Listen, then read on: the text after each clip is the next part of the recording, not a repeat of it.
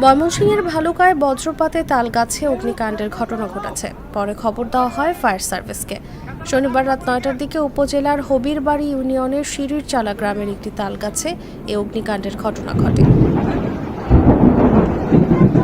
হবিরবাড়ির ইউনিয়নের ১ নম্বর ওয়ার্ডের UP member Momtaz Uddin জাগো নিউজকে বিষয়টি নিশ্চিত করেছেন। তিনি বলেন, শনিবার রাতে অনেক বৃষ্টি হয়েছে। বৃষ্টির সময় বজ্রপাতে চৌকিদার শামসুলের আখক্ষেতের মাঝখানে একটি তালগাছে আগুন ধরে যায়।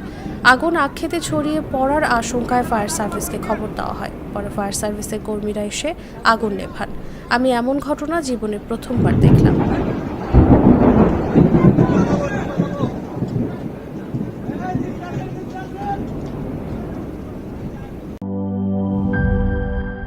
She is brave. She is free. A generous soul with many possibilities. Blaze Skin.